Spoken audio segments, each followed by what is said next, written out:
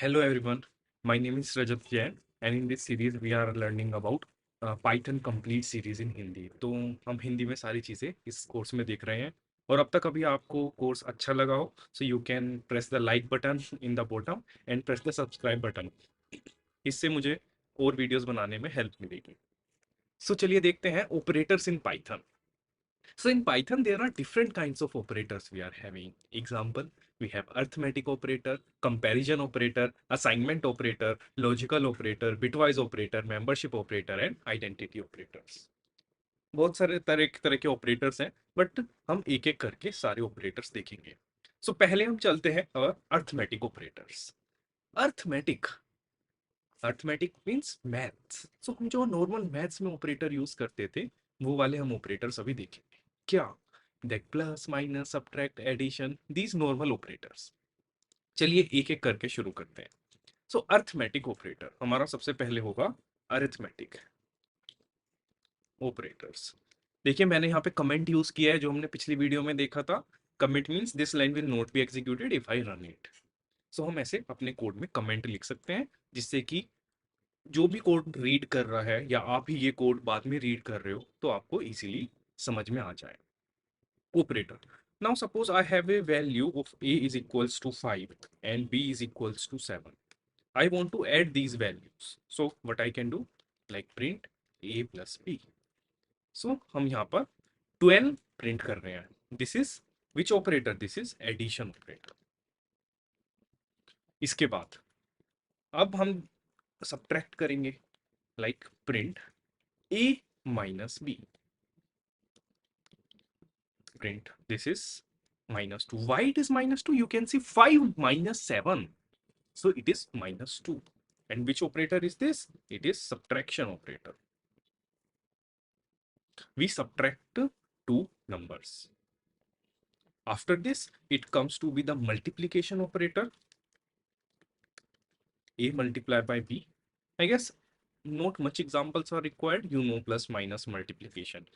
This is that multiplication. You can see on your keyboard there is a 8 number written. That is multiplication operator. A multiply B. And this is multiplication. Now you can see side by side how we write these comments. These are helpful for understanding the code much more, but and these also don't interfere with our code. ये हमारे code को impact नहीं करता है but ये हमारे code को समझने में बहुत मदद करता है। इसके बाद हम आएंगे डिवीजन पे, like print a divide by b। This is division. So एक चीज और आप देख रहे होंगे यहाँ पर मैंने स्पेस नहीं लगाया बट यहाँ पर लगाया है। तो ये मैंने जानबूझ के किया है आपको दिखाने के लिए कि ये स्पेस मैटर नहीं करता है, ये भी स्पेस मैटर नहीं करते हैं। तो आप यहाँ पे स्पेस लगाओ ना लगाओ आपका रिजल्ट सेम ही आएगा। ऐसे ही हम ये स्पेस चाहे तो नहीं भी लगा सकते हैं बट बेस्ट प्रैक्टिस क्या है, यहाँ पर हम एक एक स्पेस दे देंगे। आप देखेंगे इस केस में ये बहुत इजीली रीडेबल है। ऐसे ही हमने यहाँ पे एक स्पेस दे दिया कमेंट को अलग करने के लिए, तो ये हमारी चीजें थोड़ा कोड को और अच्छा लुक देने में इजीली रीडेबल बनाता है। ये हो गया डिवीजन। इसके बाद हमारा आता है मॉड्यूलस ऑपरेटर। कैसे हम करते हैं, लाइक बी मोड ए। अब मैं बी मोड ए करके आपको दिखाता हूँ कि क्या रिजल्ट आता है, 2। अब ये मॉड्यूलस ऑपरेटर क्या है? आई गेस इससे पहले के प्लस माइनस मल्टीप्लाई डिवाइड तो सबको पता ही है। अब ये मॉड्यूलस ऑपरेटर का मतलब क्या है?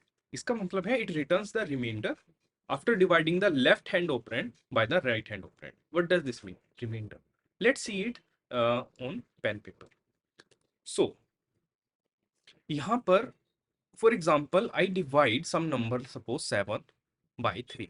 How do we divide it? We do 3 like 2 6 and then there is 1. So you can see if I do 7 mod 3 it will give me 1. 7 mod 3 will give me 1. So this remainder, if I do it with 8 dividing by 3, then again it will be remainder we will get as 2. So this value which we are getting, this is remainder, and this modulus operator actually returns that remainder only. So here if I write, it is 8 mod 3 will be 2. If you want to see it, we can print it quickly. So if I say print 8 mod 3, you can see 2 is getting printed. If I do 7 mod 3, you know remainder will be 1. And if I do 6 mod 3, it will be 0, because when we divide a number like 6 by 3, it will be no remainder or 0 remainder. So if I write 6 mod 3, it will be 0. So now you know modulus operator. Basically, it returns the remainder. What will be the remainder after doing operation? So this is modulus operator. You can see here we have done B mod A. What was B? That is 7. A was 5. So when we divide 7 by 5, what remainder we will get? We will get 2 as a remainder. You can try doing it. So this is known as modulus operator. It is not percentage. Make sure it is modulus operator for computer. Okay. Now, next one comes to the exponent operator. What does this mean? Like print 3, 2. This is exponent. Let me explain you how it comes. It is actually 3 to the power 2. If we write it in normal mathematic form, how do we write it? We write it like this. It is 3 to the power of 2. Or some people in computer write it like this, 3 to the power of 2. Like you must have seen in your math books or some different mathematics things. So whenever we do this power thing, 4 to the power of 6, 5 to the power of 3, this is exponent, and in computer the same thing can be written as 3. We put 2 stars and 2, it will give the same value. It is just a representation in programming language. So it is 3 to the power of 2 is 9. We can see another one like print 5 to the power of 3 will give you 125.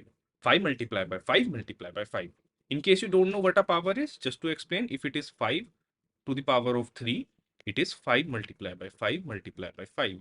3 to the power 2 means 3 multiplied by 3. Just for your reference and a quick revision. Okay, इसके बाद हम देखते हैं integer division. हमने यहाँ पे normal division देखा था, हम एक बार नॉर्मल डिवीजन फिर से देख सकते हैं. Like print 7 divided by 5. So we get 1.4. In Python, we have one more. एक example देखते हैं. Like print 7 and we put double slash then 5. हमने यहाँ पे सिंगल स्लैश की जगह डबल स्लैश लगाया तो देखिए आउटपुट क्या आया, 1. अब ये ऑपरेटर क्या है? ये ऑपरेटर है इंटीजर डिवीजन. मतलब इसको यहां समझते हैं. सपोज हमारा डिवाइड करके कोई भी नंबर आया, सपोज 3.5, तो ये उसको चेंज कर देगा 3 में. कोई नंबर आया 3.1 में, ये उसको चेंज कर देगा 3 में. कोई नंबर आया 3.9, तब भी ये उसको चेंज कर देगा 3 में. ये राउंड ऑफ नहीं है. जो भी वैल्यू डेसिमल के बाद आएगी ये उसको इग्नोर कर देगा. जैसे कि 4.9999 भी यदि हमारा डिवीजन करके आया तो हमारा जो ये, जब हम ये ऑपरेटर यूज कर रहे हैं, ये उस रिजल्ट को 4 बना देगा.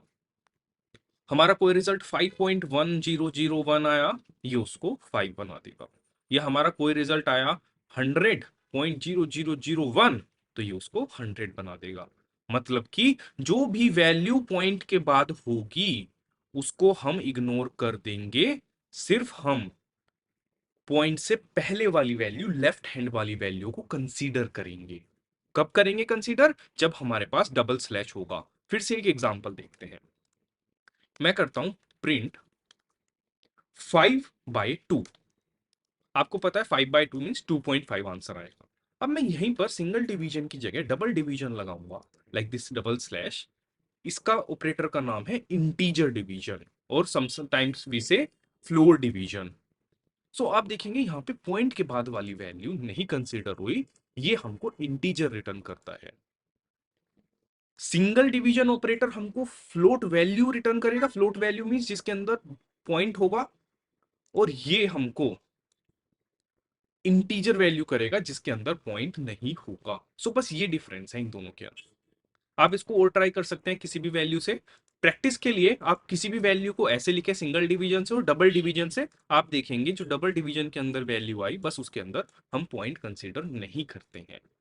सो this is about arithmetic operator. Arithmetic में क्विकली मैं बता देता हूं कौन कौन से ऑपरेटर होंगे. हमारे पास होगा ये प्लस, विच इज एडिशन। उसके बाद हमारे पास आता है सब्ट्रैक्शन। उसके बाद हमारे पास आता है मल्टीप्लिकेशन। उसके बाद हमारे पास आता है डिवीजन।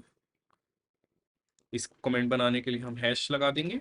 उसके बाद हमारा आता है मॉड्यूलस।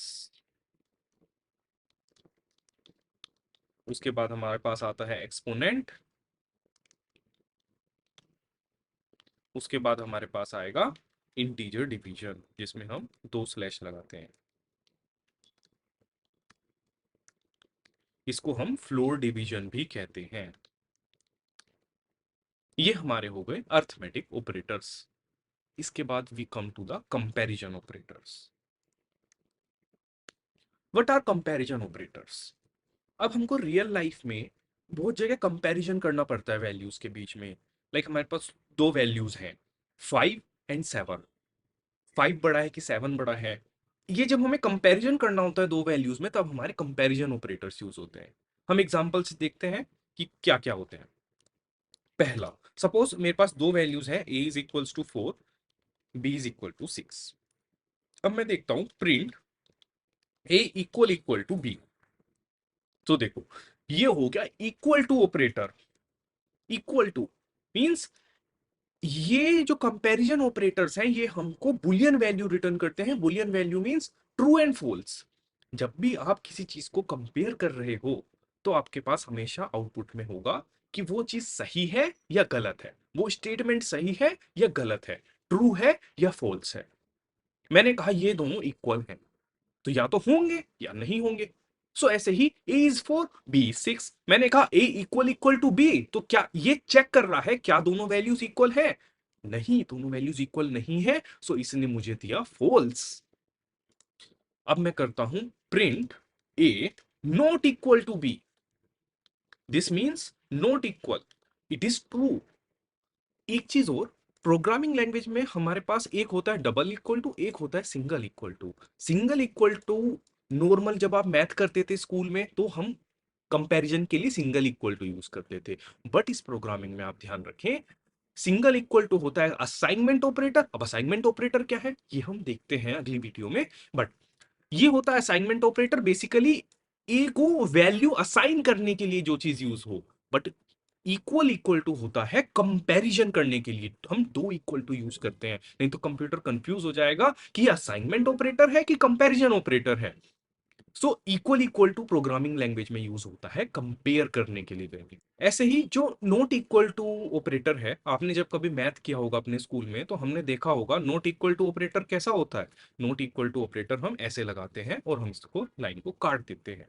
बट ये हमारे कीबोर्ड पे ये सिंबल है नहीं, सो हमें इसको यूज करने में दिक्कत आई, तो हमने क्या किया, हमने एक एक्सक्लेमेशन मार्क लिया और नोट कर दिया। सो इसका मतलब हो गया ये वाला सिंबल नॉट इक्वल टू।